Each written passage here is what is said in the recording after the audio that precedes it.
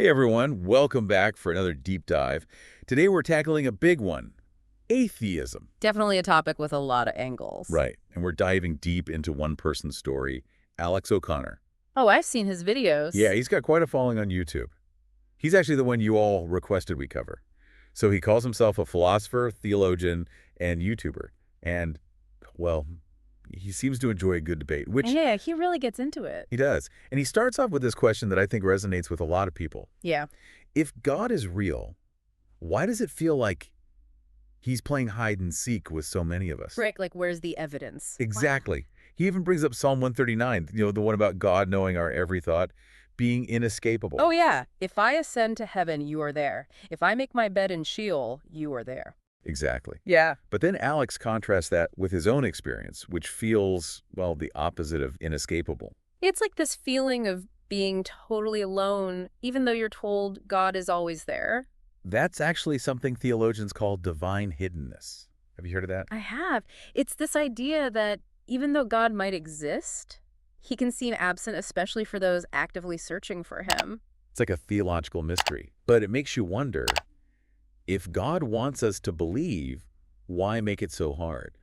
And what I find fascinating about Alex is that he calls himself a non-resistant non-believer. Okay, that's an interesting term. What does he mean by that? So it's not that he's anti-God or anything. He actually says he wants to believe, but he just doesn't find the evidence compelling. I can respect that. And get this guy went to some serious lengths trying to find that proof. We're talking Catholic schools. Which, just for our listeners, are a much bigger deal in the UK than maybe some parts of the US. Totally. It's a whole other level of religious education over there. Much more integrated into the system. Right, so it wasn't just a quick Sunday school lesson for Alex.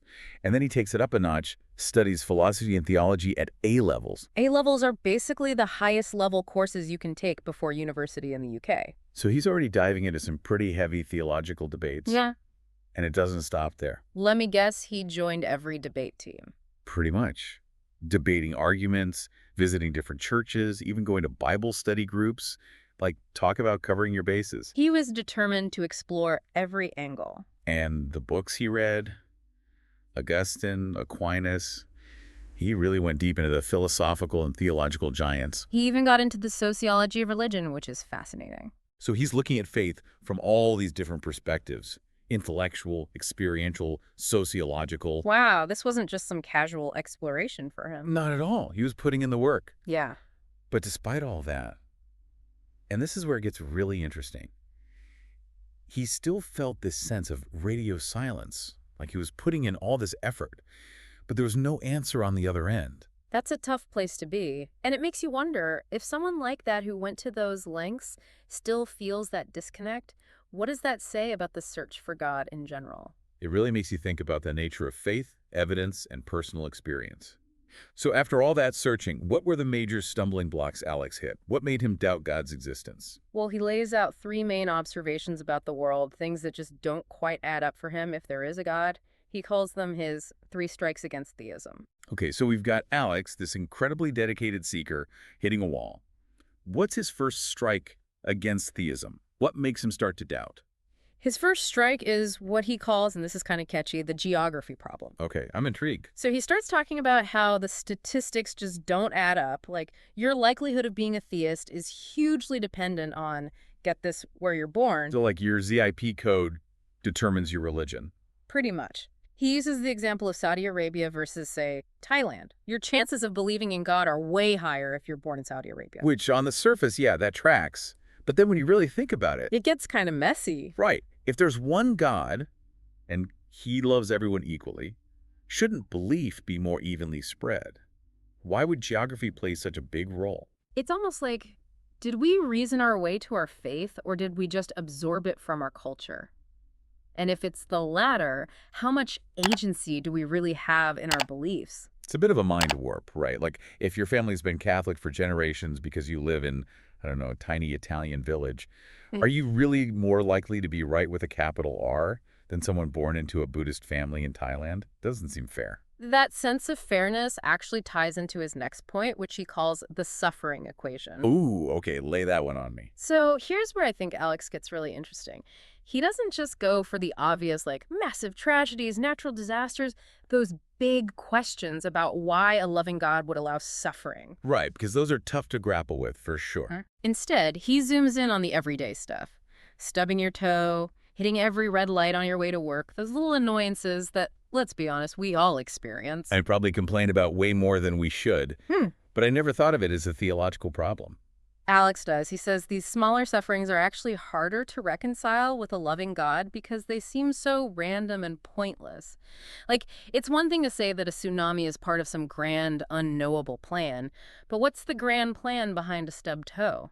Okay, I'm starting to see his point. It's like, if God is sweating the small stuff, why are some of those small details just bad design? Yeah.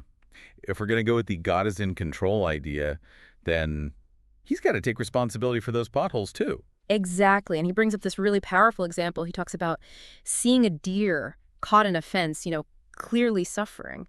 And that image, this unnecessary pain in the animal kingdom, that's what really gets to him. Oh, that's rough. Yeah. And honestly, it adds a whole other layer to this suffering equation, doesn't it? Absolutely. Like, if we're struggling to understand human suffering, Yeah. what about all the animals experiencing pain and fear and all of that? If God's up there caring so much about us, why doesn't he seem to care as much about them? Tough question, and there's no easy answer. Some theologians say that humans are just inherently more important to God.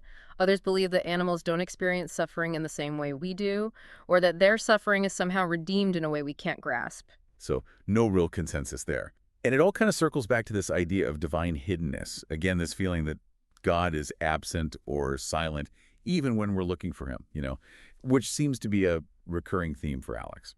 Okay, so we've got the geography problem and the suffering equation. What's his third strike against theism? What's the final straw for him? So we've got the geography problem, we've got the suffering equation.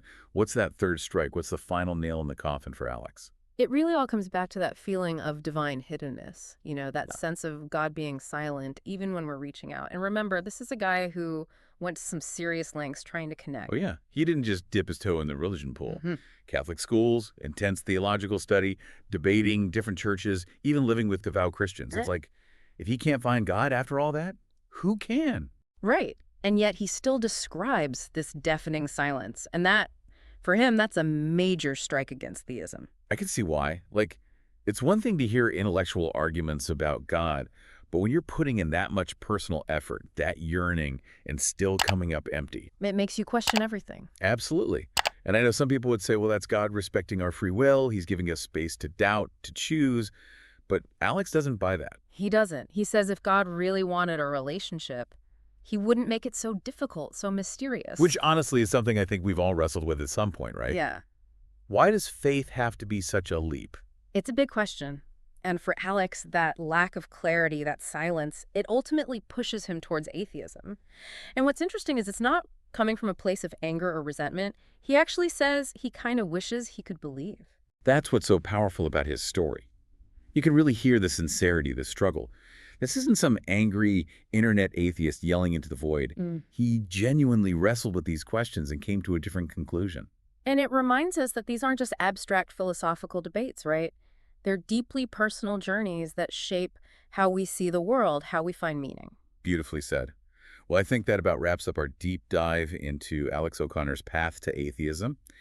We explored his 3 strikes against theism, the geography problem, the suffering equation, and of course this persistent divine hiddenness.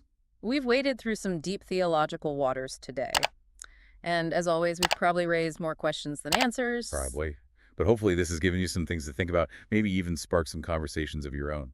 Maybe even inspired you to check out some of Alex's videos and see what you think. Exactly. So here's a final thought to leave you with. Yeah. If you were sitting down with Alex right now, what would you say in response to his story, to his 3 strikes? Something to ponder. Thanks for joining us for another deep dive, and until next time, keep those minds curious.